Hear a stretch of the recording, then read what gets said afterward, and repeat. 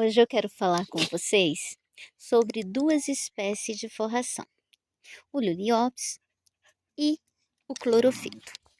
Este aqui é o clorofito. O clorofito ele tem uma particularidade bastante especial, que tem ele que se adapta muito bem no sol e o que se adapta muito bem na sombra. Ele é utilizado tanto na forração quanto também em acabamento de vasos, em jardineiras de prédio, porque as suas folhas dão um aspecto de pendente. E aí, esse aspecto é bastante especial e faz dele uma planta bastante especial também. A diferença do sol e da sombra está na folha e é bem sutil. Esse aqui é o de sol. Se você olhar, a parte branca está bem nas beiradinhas da folha. E o de sombra está na parte central. Dá para notar a diferença entre um e outro? Olhando assim, parece ser a mesma coisa, mas não é. Esse aqui é o de sol e esse é o de sombra. E tem ele totalmente verde também. E tem ele com uma cor verde nas margens da folha e a parte central um verde limão.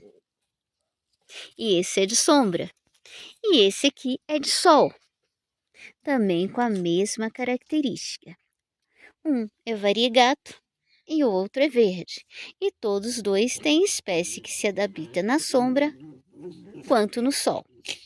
O clorofito, o tipo de solo que ele exige, é um solo que tenha mais matéria orgânica, que segura mais umidade, que fica mais úmido por mais tempo. A adubação é sempre aquelas, usual o NPK, né, que é o nitrogênio, fósforo e potássio, mais os micronutrientes que todas as plantas exigem. A questão da irrigação, o solo tem que manter sempre úmido, não existe uma regrinha, molhar uma vez por semana, 2 ou 3. O solo tem que estar úmido para ele manter bonito. Questão de pragas, normalmente é o pulgão. Não existe outro tipo de praga que ataca o clorofito. No caso de doenças, acontece, não é muito comum, mas eu peguei essa aqui até para mostrar para vocês, o caso da ferrugem, que é causada pelo ácaro, o ácaro do ferrugem. Tá dando para vocês observar? Então, a forma de controlar, de combater isso, é usando uma acaricida. Por exemplo, o Vertimec, o Abamex e outros que controle o ácaro.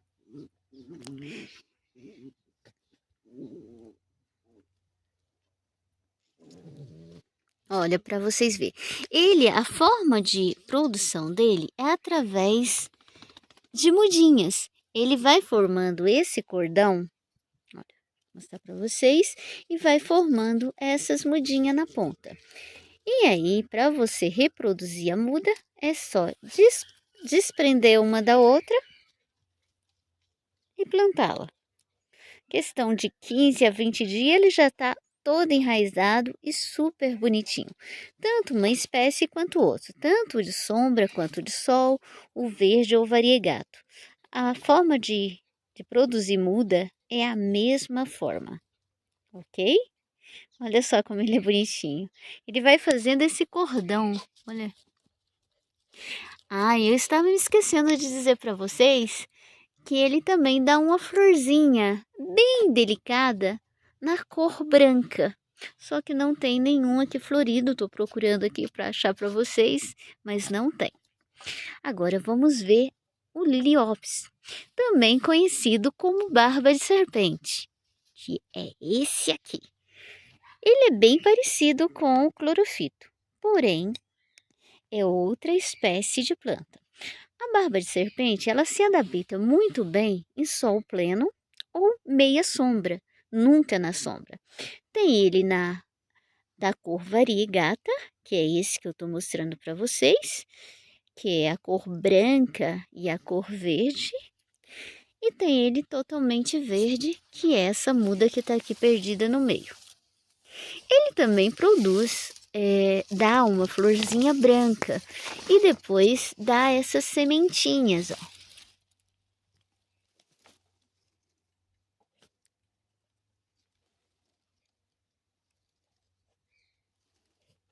Parecem umas bolinhas, né? Parece pérolas, mas é a sementinha. Aquela tá verde, quando ela está madura, ela fica avermelhada. E quando ela está pronta para ser semeada, ela está na cor escura, na cor preta. O liliópis, ele é bastante utilizado para acabamento, principalmente de canteiros centrais, devido a ele resistir muito bem ao sol. E também aqueles jardins encostados na parede, em volta do muro, para fazer aquele acabamento, para evitar que quando irriga, faça sujeira na parede. E é uma planta que se desenvolve muito bem, de muito fácil ser cuidada. A sua manutenção é praticamente aquela manutenção mensal, onde deve ser retirado as folhas secas e fazer uma adubação de cobertura com o NPK, normalmente o 25-20 ou 20-0-20 ou 26-20.